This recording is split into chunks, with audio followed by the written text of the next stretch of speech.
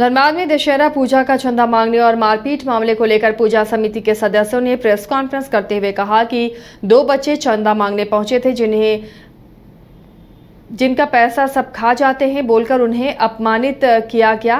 इस मामले की पूजा समिति ने निंदा की और निष्पक्ष जांच की बात कही है। चंदा धनसार पूजा समिति के 2-3 सदस्य, जिसमें 2 तो नाबालिग ही हैं, क्या बच्चे ही। वो लोग गए थे सुशील पोद्दार जी के यहाँ चंदा वसूली के लिए। वसूली क्या, उनका रसीद पहले ही 19 तारीख को दे दिया गया था। तो लास्ट समय चल रहा था तो बच्चे लोग गए, तकादा पहले भी 2-3 बार गए थे उनके पास। उस दिन गए और जाके चंदा मांगे तो कोई घर से निकला तो बोला काहे के लिए आए, तो बोला कि चंदा, जो आप लोग को फुटेज में स्पष्ट नजर आ रहा है। तो फिर सुशील जी बाहर निकले घर से। मुन्ना पीछे कीजिए, वो गलत बात है, साइड करना, साइड कर दीजिए। हाँ बोलिए। और वो निकल के अपना बाइक के तरफ बढ़े। उसके बोले क्या चीज का चंदा, तो बोले दुर्गा पूजा का चंदा। तो बोले आप लोग का ये धंधा बन गया है, आप लोग बिहारी समाज यहाँ पूजा करते हैं कोई, और ये धंधा चंदा उगाही का धंधा बना लिए। तो ये लोग बोला कि भैया ऐसे क्यों बोल रहे हैं, तो ये बोला यही आप लोग का धंधा है, तो ये इसी पर ही अपना प्रतिक्रिया है। उनका जो बोलने का अर्थी था उसी के अगेंस्ट। राज्य भर के कृषक मित्र लंबे समय से आंदोलन पर हैं और इसी चरणबद्ध आंदोलन के क्रम में आज झारखंड प्रदेश कृषक मित्र महासंघ की धनबाद जिला इकाई द्वारा टुंडी विधायक और सत्तारूढ़ दल सचेतक मथुरा महतो के आवास पहुंचकर एक दिवसीय इन्होंने धरना दिया। इन कृषक मित्रों को मुख्य 3 मांग: कृषक मित्रों का स्थायीकरण, सभी कृषि विभाग की बहाली में कृषक मित्रों को 50% आरक्षण और इन सभी समस्याओं को लेकर मुख्यमंत्री हेमंत सोरेन से वार्ता। कृषक मित्रों ने जानकारी देते हुए कहा कि पूर्व के सरकार में कृषि मंत्री रहे टुंडी विधायक मथुरा महतो के कार्यकाल में ही कृषक मित्रों की बहाली हुई थी। कृषक मित्रों ने कहा कि लगभग 13 वर्षों से अपनी सेवा वो दे रहे हैं, पर अब तक स्थायीकरण और मानदेय नहीं दिया गया। आज दिनांक 13/10/2023 दिन शुक्रवार को माननीय लोकप्रिय विधायक मथुरा प्रसाद महतो के आवास के सामने जिला भर के कृषक मित्र अपनी मांगों को लेकर मांग पत्र देने के लिए आवास पहुंचे और हमारे विधायक मथुरा प्रसाद महतो का ही कार्यकाल में जब कृषि मंत्री थे, इन्हीं का देन कृषक मित्र का योगदान है और हमें विश्वास है कि हमारा मथुरा बाबू कृषक मित्र का कल्याण जरूर करेंगे और माननीय हेमंत सोरेन राज्य के मुखिया से कृषक मित्र के प्रतिनिधि को मिलाने का काम करेंगे और हमारा जो मांग है वो विधायक जी मुख्यमंत्री से मिलकर करवाने का काम करेंगे। साल भर में 2 बार मिलता है, कभी कभार काम पूरा लिया जाता है। ब्लॉक का सारा काम सोचिए एक तरह से हम लोग कर रहे हैं। कृषि संबंधी जितना भी काम है सारा काम, यहाँ तक कि वोटर का भी हम लोग का काम दिया जाता है। चुनाव का आयोग समय दूसरा भी कोई तरह का काम आता है तो वो कृषक मित्र ही करता है।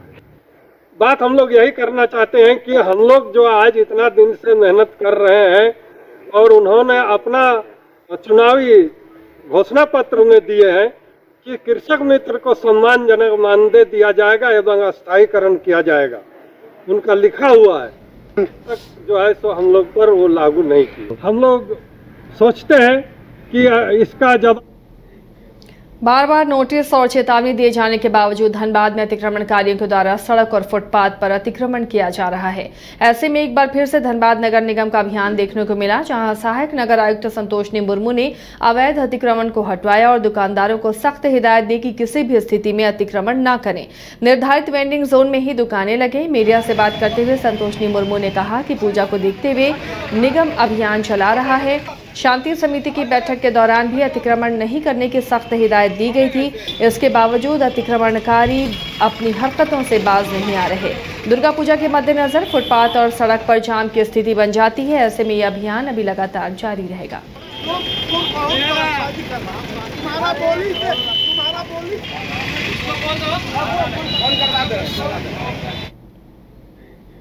धनबाद जिला दुर्गा पूजा शांति समिति की बैठक न्यू टाउन हॉल में डीसी वरुण रंजन की अध्यक्षता में की गई। बैठक में एसएसपी संजीव कुमार, ग्रामीण SP Kapil Chaudhary, city SP Ajit Kumar, नगर निगम आयुक्त, एसडीएम, एडीएम, सभी अनुमंडल एसडीपीओ, जिले के सभी थाना प्रभारी सहित पूजा समिति के सदस्य, जनप्रतिनिधि भी मौजूद रहे।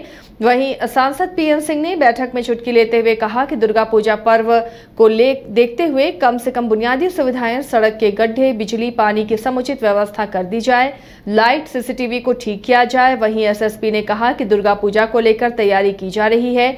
सभी पूजा पंडालों में समुचित पुलिस जवान तैनात रहेंगे। सिविल ड्रेस में महिला पुरुष पुलिस बल भी ड्यूटी में रहेंगे। तो व्यवस्था देंगे उसकी बहुत प्रशंसा होगी। और जितने लोग बैठे हैं विशेषकर शांति गोड्डा से आए दिन सरकारी अस्पतालों की बदहाली की खबरें सामने आती रहती हैं। ऐसे में लोगों का भरोसा भी ऐसे अस्पतालों के प्रति कम होता नजर आ रहा है। लेकिन गोड्डा उपायुक्त जिशान कमर ने लोगों के लिए वो मिसाल मान रहे। बताया जा रहा है कि जिशान कमर ने अपनी पत्नी की डिलीवरी के लिए सदर अस्पताल को ही चुना, जहां डॉक्टरों की टीम ने सफल डिलीवरी कराई। बता दें कि गोड्डा के सदर अस्पताल के इतिहास में ये दूसरा मौका था जब एक आईएएस अधिकारी ने सरकारी अस्पताल पर अपना भरोसा दिखाया। इससे पहले गोड्डा की उपायुक्त रही किरण कुमार पासी ने 2020 में इसी सदर अस्पताल में अपना प्रसव कराया था और एक पुत्र को जन्म दिया था। उस वक्त भी उपायुक्त के प्रसव की चर्चा देश भर के मीडिया में हुई थी।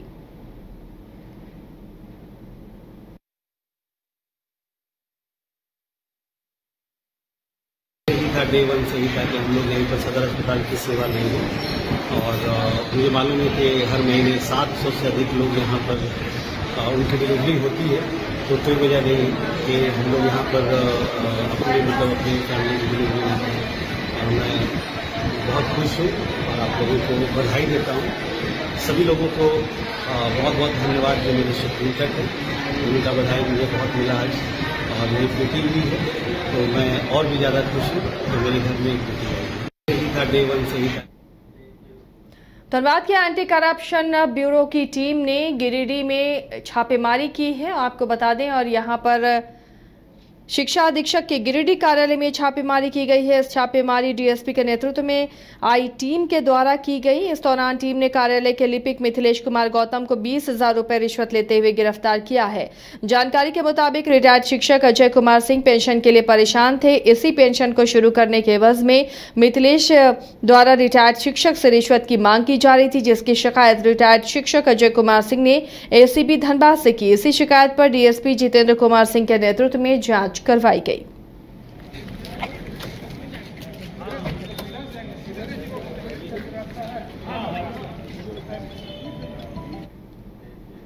बाघमारा प्रखंड अंतर्गत दलूडी पंचायत के गंगापुर गांव में बाबा सुरेन टुडू पीढ़ियों से जड़ी बूटियों के द्वारा लोगों का इलाज करते आ रहे हैं। इससे पूर्व बाबा के पिता और दादा लोगों का इलाज करते थे। आयुर्वेद से जुड़े जड़ी बूटियों की जानकारी बाबा को उनके पिता और दादा से ही मिली। जहां बाबा अपनी सेवा लोगों को देते हैं, वहां आज भी मूलभूत सुविधाओं की कमी है।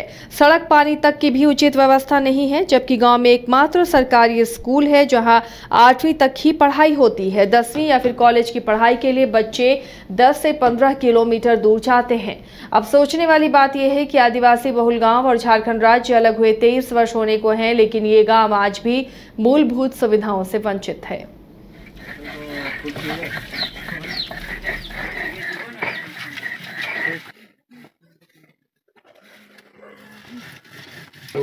सांप काटने वाला हो गया, कुत्ता काटने वाला भी हो गया।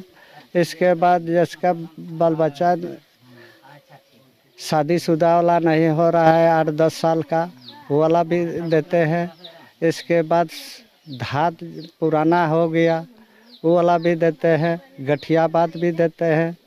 इसके बाद हो गया एक पथरी वाला भी, शुगर वाला भी देते हैं। जो या इलाज करते हैं जितना जानते होंगे वो वाला सब दे देते हैं दवाई। पाकुड़ समाहरणालय स्थित सभागार में उपायुक्त मृत्युंजय कुमार बर्नवाल की अध्यक्षता में अमरापाड़ा अंचल के पचवाड़ा कोल माइंस के लिए ग्रामीणों के पुनर्वास समिति की बैठक हुई। बैठक में सांसद विजय हांसदा, विधायक दिनेश मरांडी, कोल कंपनी के प्रतिनिधि, मुखिया, ग्रामीण सहित जिला प्रशासन के लोग मौजूद रहे। बैठक में कोल कंपनी की तरफ से लोगों को दी जा रही सुविधा के बारे में सांसद और विधायक ने जानकारी ली। आरएनआर का बैठक था जो पुनर्वास नीति को लेकर के, उसमें हम लोग ने बहुत सारे सजेशन किए और उन लोग को फिर सजेशन लेकर के हम लोग बोले कि जो हम लोग सजेशन दिए उसमें अमल करके आप तुरंत हम लोग को आंसर दिए। और WPDCL पदाधिकारी को हम लोग बोले हैं कि एक जेन्युइन पदाधिकारी दीजिए जो कि हर चीज़ का आंसरेबल होना चाहिए, चाहे जिला के पदाधिकारी हो या चाहे जनता। ठीक है। आरएनआर की आज बैठक जिसमें कि DC साहब और लिट्टीपाड़ा विधायक दिनेश जी भी उपस्थित रहे और पदाधिकारी जो कंपनी के और साथ ही ग्रामीण भी उसमें उपस्थित थे।